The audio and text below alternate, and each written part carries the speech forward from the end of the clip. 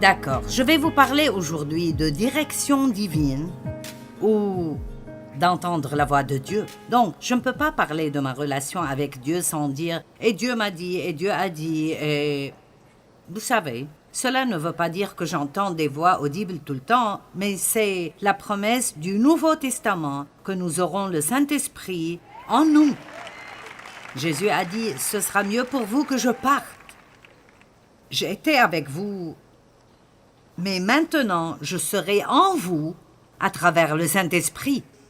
Et dans Jean 16, il est écrit « Je vous le donne pour que vous puissiez avoir une relation proche avec lui ». Nous sommes supposés avoir, croyez-le ou non, une relation de conversation avec Dieu. Maintenant, cela ne veut pas dire que vous allez avoir une conversation avec Dieu comme avec quelqu'un devant une tasse de café. Donc, vous devez apprendre comment Dieu parle. Mais nous devons apprendre que Dieu n'est pas seulement intéressé par notre trajet de 45 minutes à l'église le dimanche matin. Il veut entrer dans toute notre vie, chaque jour, toute notre vie. Je vous défie simplement d'inviter Dieu à changer n'importe quel domaine de votre vie qu'il veuille. Allez, quelqu'un est d'accord, je vais te parler. Mon Dieu, je t'invite à t'impliquer dans tous les domaines de ma vie que tu veux. Ouvre les portes que j'avais fermées devant toi. Je te donne accès à mes pensées, mes finances, mes amis, mon divertissement, mes habits. Je veux que tu répares tout ce qui est en moi pour que je devienne de plus en plus semblable à toi. Il y a quelqu'un? Et puis-je vous dire quelque chose? Je crois vraiment cela. Lorsque vous entendez une telle prédication, je pense que cela excite votre esprit. Vous pouvez presque le voir, parce que même si une partie de vous, comme votre chair, ne veut pas le faire ou a peur de ce qui pourrait arriver, spirituellement, vous savez que c'est juste et vous êtes excité parce que nous avons été créés pour ressembler à Christ, pour grandir et devenir de plus en plus semblables à lui tout le temps. Génial! J'aime ce message. Donc, si vous voulez entendre Dieu, la première chose à faire est de croire que vous pouvez le faire. Donc, probablement pas ici, vous n'expérimenterez pas cela, mais si vous regardez la télé, vous avez... C'est quelque chose de nouveau pour vous, entendre Dieu. Je suis allée à une église pendant longtemps et je n'ai jamais entendu la voix de Dieu. Ou sinon, je ne savais pas ce que j'entendais. Je ne savais vraiment pas, je n'avais pas appris ça. En fait, il semble presque qu'il est dangereux pour les gens de penser qu'ils entendent la voix de Dieu. Une femme a dit, « Pourquoi est-ce que si nous parlons à Dieu, c'est une prière, et s'il nous parle, nous sommes cinglés? » Allez dire aux gens que Dieu vous parle et ils vous enverront à l'asile. Mais je ne comprends pas cela parce que tout au long de la Bible, Dieu a dit, Dieu a dit, Dieu a dit. Je veux dire, il a parlé à Moïse, à Joseph, à Abraham, à Isaac, à Jacob. Vous dites, mais après la résurrection, les choses n'ont-elles pas changé? Eh bien, il a parlé à Saul, qui a ensuite été nommé Paul, après la résurrection, et il l'a redressé. Vous ne pouvez pas lire le livre des Actes sans savoir que ces personnes étaient en communication avec Dieu de différentes manières. Et je vais vous dire quelque chose. Votre vie chrétienne ne vous passionnera jamais tant que vous n'aurez pas appris à entendre Dieu et à être dirigé par sa voix dans votre vie. Je le répète, votre vie chrétienne ne vous passionnera jamais tant que vous n'aurez pas appris à avoir une communication proche avec Dieu. Et je vais simplement dire cela. Vous pouvez être aussi proche de Dieu que vous le voulez. Tout dépend du temps que vous êtes prêt à y consacrer.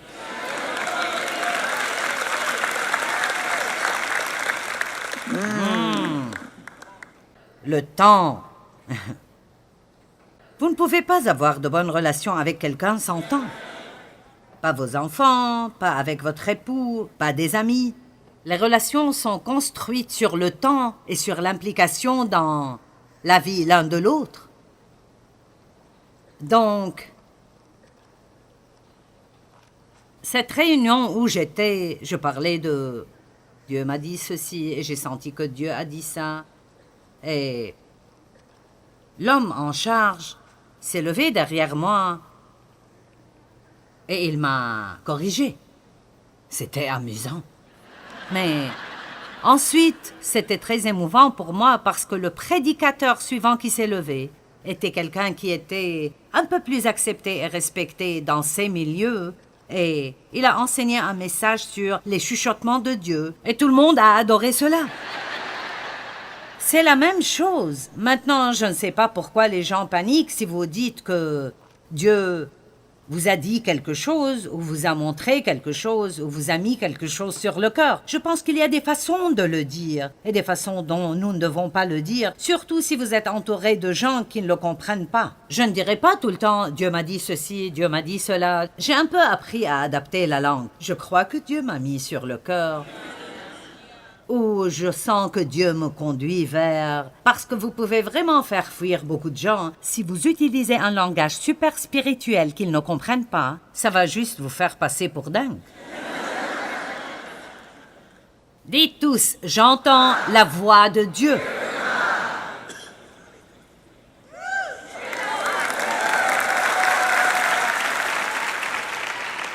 Parce que vous n'allez jamais entendre la voix de Dieu avant de croire que vous le pouvez.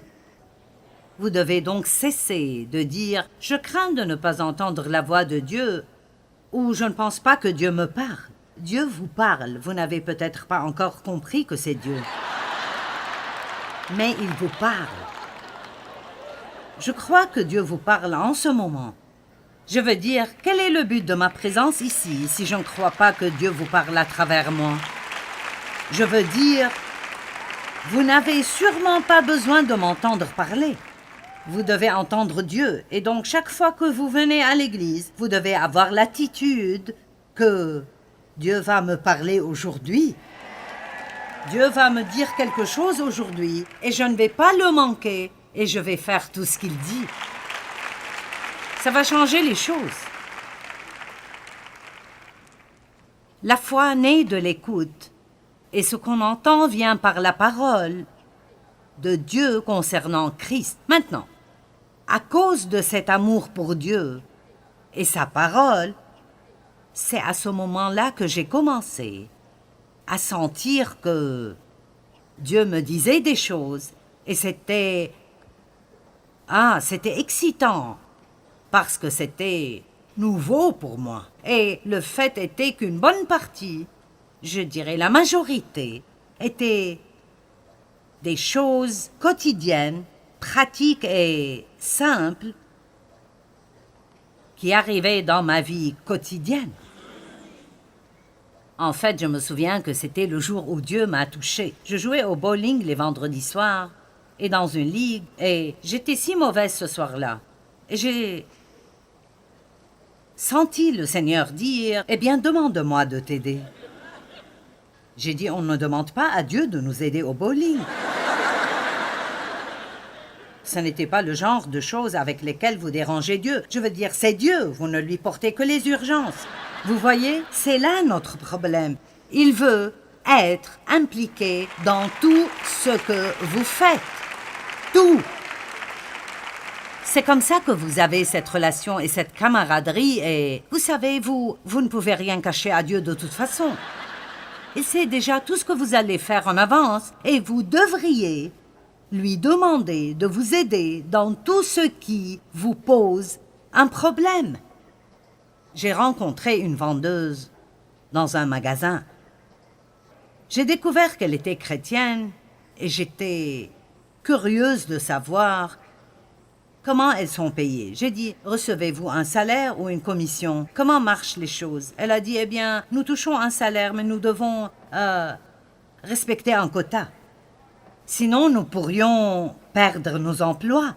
Et elle a dit, les affaires ne marchent pas bien ces derniers temps. Et j'ai dit, eh bien, pourquoi ne pas simplement prier pour la faveur de Dieu et pour qu'il vous envoie les clients? Et elle a dit, eh bien, serait-ce bien de demander à Dieu de m'aider avec quelque chose comme ça? Maintenant, elle était chrétienne depuis 27 ans et elle ne savait pas qu'elle pouvait demander à Dieu de lui donner sa faveur et de lui envoyer des clients. Vous n'essayez pas de prendre quelque chose à quelqu'un d'autre. Ils pourraient prier aussi, mais s'ils ne savent pas comment, vous n'avez pas besoin de rester là sans rien. Allez, commencez à demander à Dieu sa faveur et voyez ce qui arrivera. Je veux dire, j'aime ceci. Je fais confiance à Dieu pour la faveur et je vois les choses les plus amusantes, les plus drôles. C'est comme un petit clin d'œil de Dieu. Allez, vous n'avez pas parce que vous ne demandez pas. Commencez à demander. Eh bien, et si je demande la mauvaise chose, eh bien, vous ne l'aurez pas. Donc, j'ai demandé à Dieu, d'accord, Seigneur, aide-moi à jouer au bowling. Et j'ai commencé à avoir des strikes et des spares, et c'était juste wow. Vous savez, je me souviens d'avoir été si excitée d'entendre Dieu. Et maintenant, vous savez, j'avais ces moments où, mon Dieu, j'ai besoin d'entendre ta voix, j'ai besoin d'une parole, Seigneur. Et après, vous connaissez ceci. Et puis, je plongeais dans ma Bible et...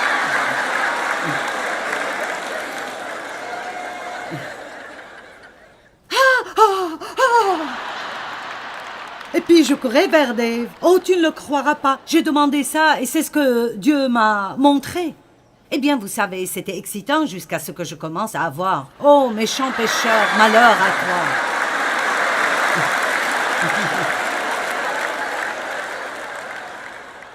Vous êtes allé un peu trop loin quand il vous faut 12 essais pour trouver quelque chose que vous...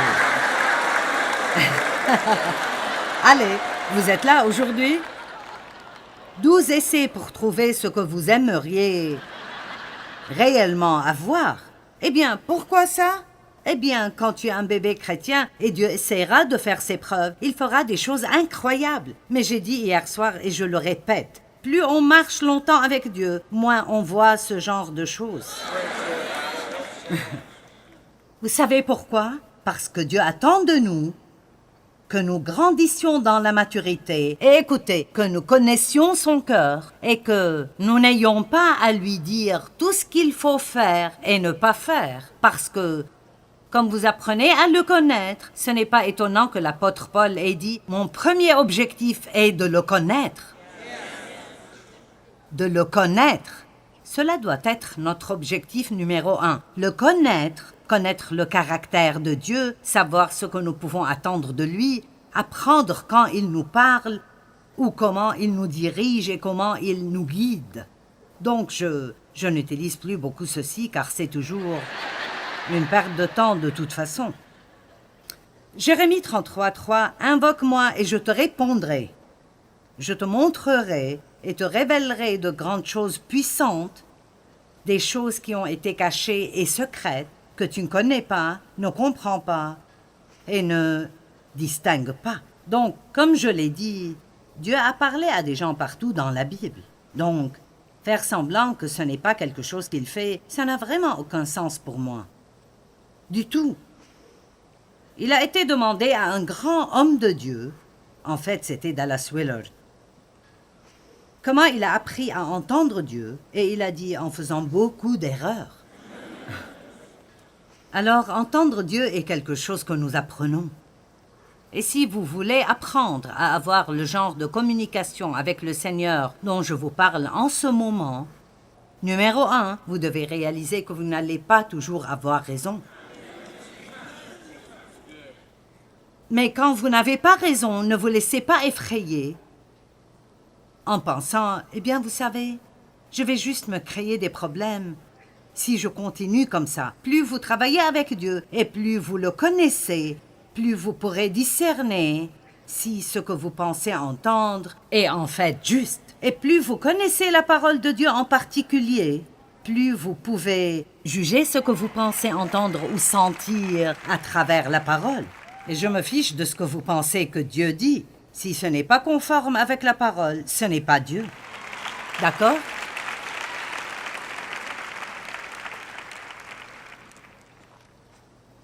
Croyez que Dieu vous parlera plus que vous croyez en votre capacité de l'entendre. Quelques-uns ont compris, mais c'est quelque chose qui m'a vraiment aidé, car j'avais l'habitude d'essayer d'entendre de Dieu et d'essayer d'entendre de Dieu. Lorsque vous entrez dans l'un de ces modes, vous vous retrouvez tellement confus. Et en fait, c'est une opportunité pour le diable de profiter de vous et de vous tromper. Donc le Seigneur m'a mis sur le cœur, il a dit, au lieu de croire en ta capacité de m'entendre, crois que je te parle. Vous voyez, quand Dieu parle, il a ses moyens de s'assurer que vous savez que c'est lui. Alors, vous pouvez vous débarrasser de beaucoup de pression maintenant et dire, au lieu d'essayer d'écouter Dieu, quand j'ai besoin de savoir quelque chose, mon Dieu, je vais te demander et je vais t'attendre et même te remercier tous les jours parce que tu me parleras au bon moment et de la bonne manière et que tu t'assureras que je ne serai pas dérouté et que je saurai ce que tu dis.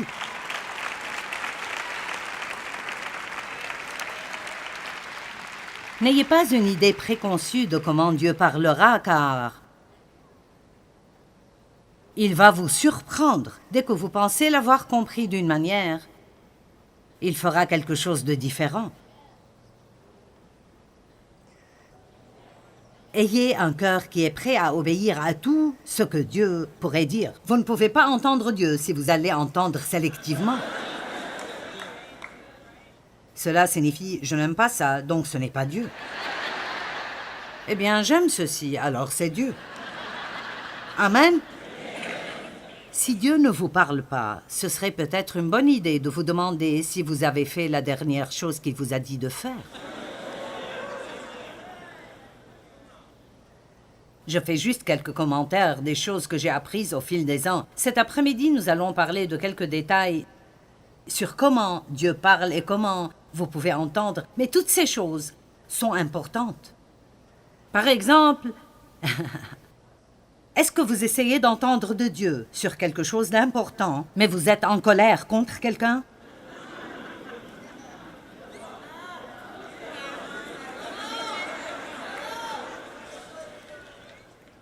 Vous n'allez pas entendre comme ça parce que vous devez entendre de l'intérieur.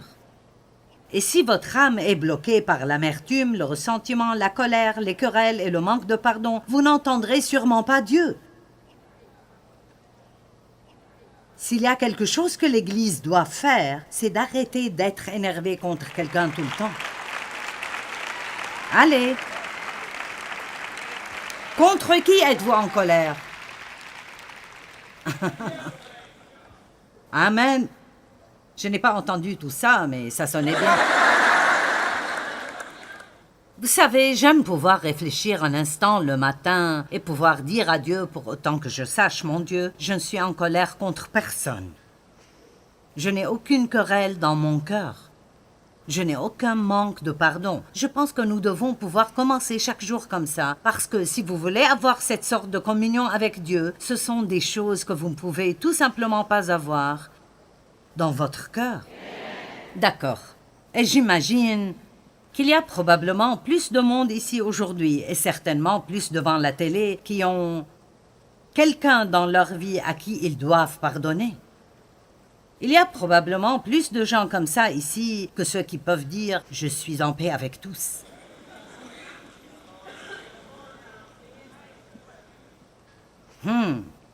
Voici encore ce silence.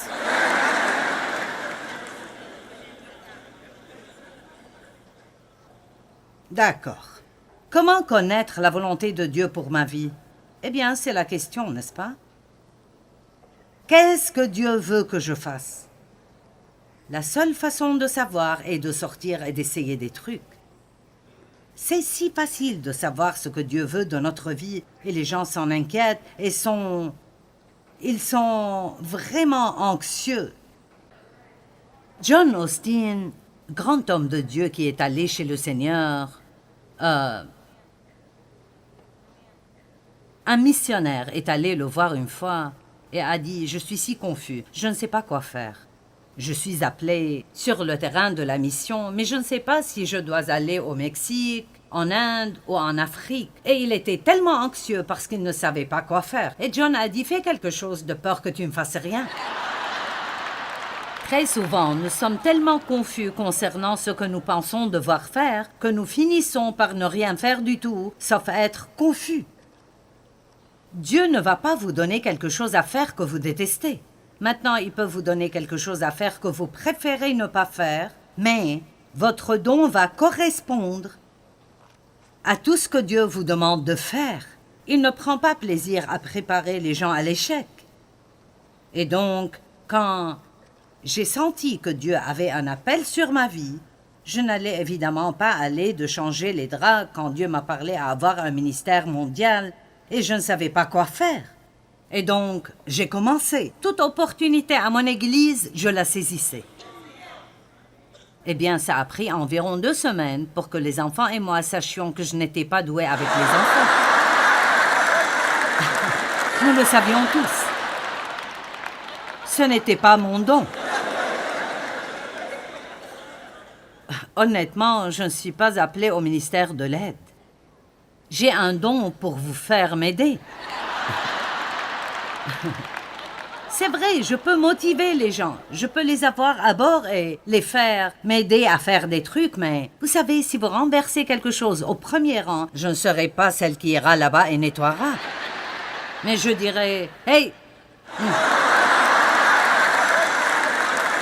je fais vraiment bien ceci. Je peux le faire. Et laissez-moi vous dire, il n'y a pas de mal à se connaître soi-même. Allez, vous devez vous connaître et cesser d'essayer de vous intégrer dans la boîte de quelqu'un d'autre. Vous ne serez pas quelqu'un d'autre. Vous devez être vous-même. Et vous savez, nous avons tous des dons différents parce que nous sommes tous nécessaires. Nous faisons tous partie d'un corps censé fonctionner ensemble. Mais nous ne pouvons pas être jaloux les uns des autres et pleins de ressentiments, d'envie, de compétition et de concurrence. Vous devez découvrir ce que vous êtes censé faire, puis vous y mettre. J'ai essayé l'évangélisation de rue parce que notre église aimait vraiment distribuer des tracts. Nous allions, Dave et moi, et nos enfants, samedi matin à Saint Louis, en hiver, et je donnais des tracts. Et les gens nous insultaient et essayaient de nous les arracher. Je n'ai pas aimé ça. Et ensuite, vous passez toutes les choses que le diable met devant vous. Eh bien, tu sais, tu ne te soucies pas de ces gens qui vont en enfer. Tu n'es pas prête à être embarrassée. Vous savez, tu devrais parler à n'importe qui. Vous savez, ce n'est pas mon don. Je connais des gens qui prennent l'ascenseur avec quelqu'un et ils seront sauvés avant d'arriver. Mais ils ne le font pas avec moi, parce que ce n'est pas moi. Et ça ne fait rien. Vous ne devez pas être quelqu'un d'autre. Vous savez combien ça vous soulagerait si vous me croyez? Eh bien, je ne suis pas censée témoigner. Si, vous êtes censé témoigner. Mais tout le monde, Dieu utilise tout le monde de différentes manières. C'est pourquoi je dis beaucoup aux gens, témoignez tout le temps, mais n'utilisez des mots que lorsqu'il le faut. Autrement dit, montrez l'amour du Christ aux gens et ensuite ils ne pourront pas nier ce que Dieu veut faire dans votre vie. Eh bien, Dieu veut vous guider tous les jours de votre vie. Je vous suggère de commencer par croire que vous pouvez entendre Dieu et d'être également disposé à faire ce qu'il vous dit de faire.